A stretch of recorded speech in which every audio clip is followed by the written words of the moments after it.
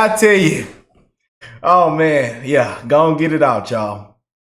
We become a laughing stock, a complete mess, you know. But I'm here to give you hope. I'm here to bring you amazing updates. I'm here to uplift you. I'm here to spread love to you, and I'm here to tell you that I love you, man. One love, the human race, man. Boy, oh boy, oh boy. This thing is getting realer and realer every single day, man. We're living in some very important times, man. We're living in history, the biggest history of them all right now as we speak. And we have some big things coming up, man. And this year is very, very important. This election is important. And we're going to cover it all, y'all. They are shaking and panicking out their boots, man. The left, them liberals, boy. And I'm here for it. And as I go through and read these comments of these Democrats, boy, man, wow. We have woken up a lot of people, boy. The never Trumpers, man. They're never Trumpers.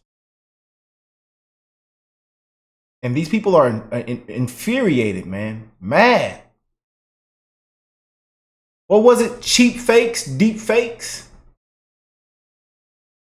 Oh, Joe! You answered all the questions. You did such an amazing job, fella. Y'all clap it up for my husband, Joe. You did such a great job. Hey, ma'am, hands behind your back. You're coming with us, ma'am. Come on. Yeah, ma'am. No, 10-4, we got her. We got her. Come on. You're coming with us, ma'am. Hands behind your back, yeah. And we're going to take, get the family over there, too. We're going to investigate everybody. Everybody's getting investigated. Everybody is getting investigated. Now, everybody's getting investigated. Unbelievable. You know, it's ridiculous, man, and it's not funny. I know we all laugh. We've laughed so hard on camera, you know, until we cried and farted. But it's not funny, y'all. It is not funny, man. And I don't know how they allow that. And as we look now, we looked at poll in previous videos. Our last video, we looked at all the polls, and it looks like a landslide. And we're gonna crack open a cold one in November. Looks like a landslide. You know, and they are panicking right now. Boy. You know? And as you can see, America isn't America anymore, man. Who is running the country? And as we go down all the problems, the issues, people making life decisions, you know. Oh, I'm going to get my oil change next week when I get paid. Yeah, I know. But your oil change was due 3 months ago. Yeah, I'll get it done. Oh, let me look through this app and, oh man, I just checked the last 15 gas stations in my area and nobody has a cheaper price. Oh, man. In a grocery store making life decisions. Crime is through the roof. Border wide open. Come on in. Yeah. Oh, we don't care. We don't need you. No, just come on in. Come on in. We don't need any. Just come on in. Yeah. Millions of homeless veterans. What? Homeless veterans struggling. What? Criminals walking around smiling, giggling, laughing. Criminals. DEI didn't earn it. Is what we've seen. That's what we've seen. Didn't earn it. That's what DEI means. A complete mess, man. And corrupt judges, DAs, did an amazing job. Y'all woken up a lot of people. Can't beat the man fair and square. A so-called convicted felon.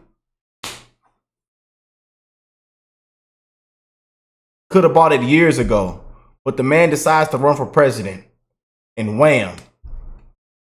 Come to find out, everybody used to love this man. Everybody used to love him. Look at his back. Look at his history. Look at him back in the 70s, 80s, the 90s. Look at it. Just look at everything that took place. Man comes Republican, runs for office. Everybody loses their mind. and just try to bring this man down, take everything out of context and spin it. They've taken his jokes, his remarks, and even spent it even more. Man, then they say things he had. They put things on him that he hasn't even endorsed. Boy, it gets sadder by the day, y'all. But again, I'm just thankful that a lot of people are waking up, and it makes me smile, man. That a lot of people can see what's going on now. Let's go and jump in. CNN it's just in a chokehold. I ain't gonna lie to y'all, a chokehold right now. And as they try to figure this thing out after that debate performance, man, people are just, the world right now is meme after meme after meme. And they're just at this point, is he going to drop out? What's going to happen? They're trying to get Michelle on the phone. Kamala Harris, everybody's like, oh, no, wait, let's think about this. Wait a minute. And then Joe's like, wait, y'all not taking me out. I'm staying. But then he blames the debate on his travel schedule. They sent him off for a week. You had a week, and then he have before that he had a week to.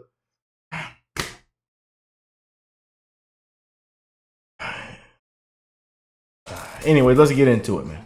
Biden will meet with a number of Democratic governors tomorrow. According to multiple sources, they sought the meeting to discuss their concerns in the wake of the debate, which he blamed tonight on fatigue from overseas travel. According to new reporting in the New York Times, this wasn't a one-off. The headline in the Times, Biden's lapses are increasingly common, according to some of those in the room. Joining us now is David Sanger, who shares a byline on the New York Times piece. Also CNN Jamie Gangel with her own new reporting. Joining us as well is Michael LaRosa, former special assistant to President Biden and press secretary to the First Lady. So, Jamie, you heard Congressman Doggett calling the president to step aside. What are you hearing from your Democratic sources about where others in the party stand? Anderson, I think it's fair to say the dam is breaking. Top Democratic Party leaders, this includes former and present administration officials, as well as major party donors, are now saying out loud what we've been hearing privately for days, that after what was a disastrous debate performance, they want President Biden to step aside for the good of the party and the country. They do not think this was a one-off event or just a bad night, and they think the stakes are too high, and that, frankly, he would lose to Donald Trump. David, we mentioned that tonight President Biden has blamed poor performance in the debate on his busy travel schedule in the weeks leading up to it. You write about that in the Times, quote, a senior European official who was present said that there had been a noticeable decline in Mr. Biden's physical state since the previous fall, and that the Europeans had been, quote, shocked by what they saw. The president at times appeared out of it, the official said, and it was difficult to engage him in conversation while he was walking, end quote.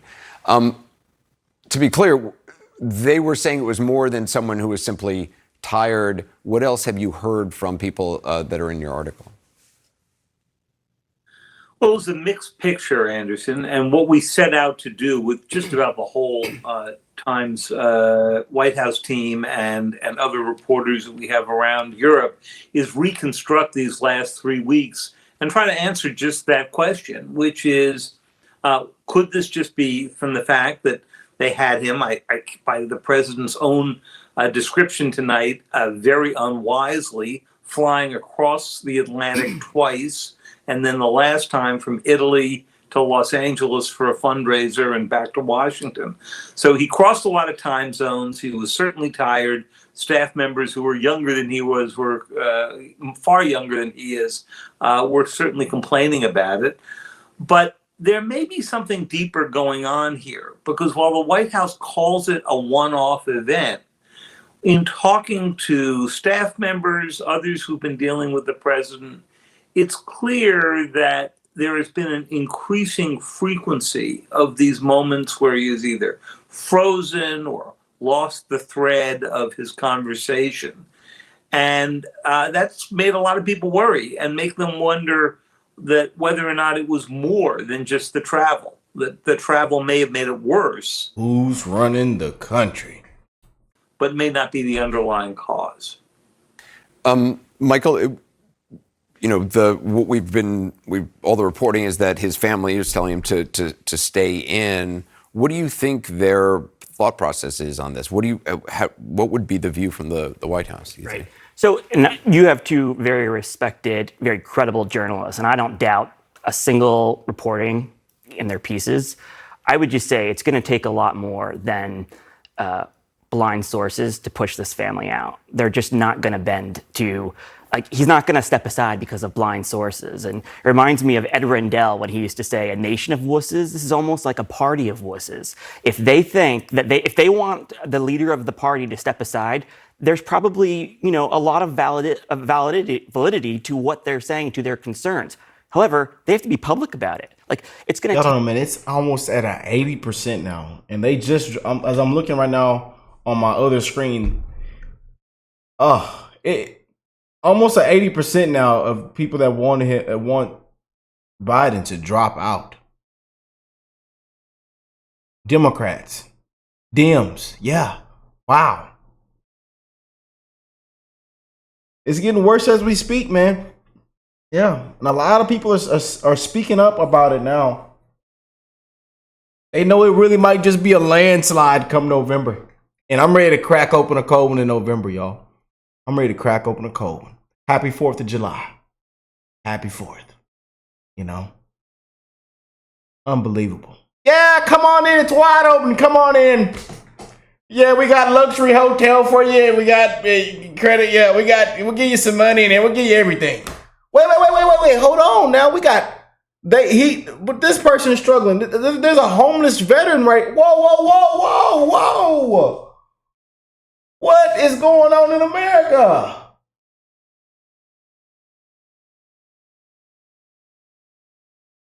Chicken, $50? What?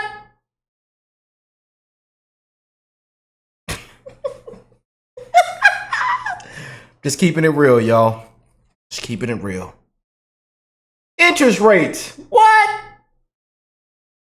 Worked hard. Can't even go out and buy you nothing nice. Unbelievable. There's people that got to put food on the table every single day, man, struggling. What does America come to, man? And I know there's a ton of people that don't talk about this, man. And that's one reason why we talk about it on the channel, because it's serious, man. There are tons of people struggling, bro.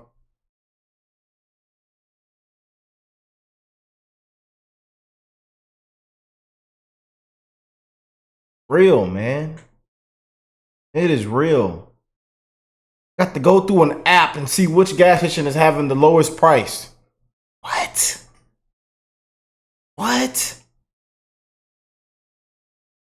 Oh, what? You went inside the store and did what? Was it over $1,000? Oh, I don't care. Go do it again. What?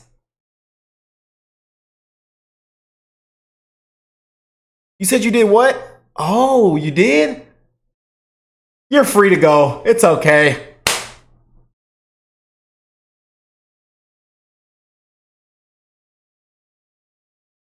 Then you got innocent people that are locked up under corrupt officials that just didn't earn it. It's a lot going on, man. I'm telling you. Businesses are shutting down. You wonder why. You get what you vote for. Sorry, y'all. I'm on a rant. I'm on a rant. My bad, y'all. Yeah, they got my blood pressure. I'm fired up now, y'all. Oh, I can't wait to get to November, man, and crack open a cold one. Take Nancy Pelosi and Chuck Schumer to really be the ones, like Hugh Scott and Barry Goldwater and John Rhodes did in 1974, to go down and say, there is no support for you, Mr. President. I don't see that happening. This is not a dam breaking, because there is one congressman from Texas, in all respect to Congressman Doggett. There is one congressman who called for Bill Clinton to resign. In the end, this decision would boil down to the First Lady and the President. No. The First Lady while she is his spouse, she is not his political advisor. Hands behind your back. She is one of several. Valerie, his sister, Mark Gittenstein, the ambassador to the European Union, Mike Donnellan, Ted Kaufman. Yes, they will discuss this kind of thing together. And it's usually the way Biden world works is like there's a committee, a consensus by committee, and then they will go to him. But she would never be the one to say, Joe, I want you to end your aspirations. They have not done that for each other throughout their 47-year marriage. She supported his 3 campaigns for president. He supported her getting 3 advanced degrees, teaching as first lady, teaching as second lady. They just have never lived in each other's shadows like that. Doctor. I mean, is it clear to you, I mean, who the alternative to President Biden would be? I mean, you heard Congressman Clyburn saying, you can't pass over Vice President Harris, that Right. she would be the person. Right. And she has rejected calls for President Biden to step aside, which would be very inappropriate as his vice president. Look, some of our sources think that Vice President Harris would have an edge.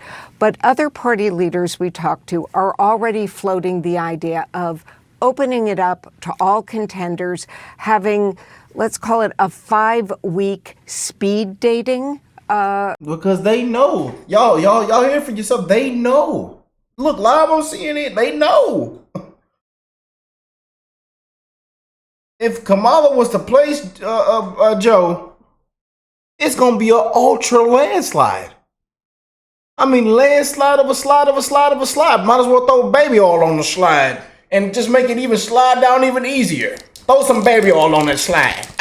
Shake that baby oil on there. Yeah. Primary, maybe having debates between now and the convention, and then leaving it up to the convention.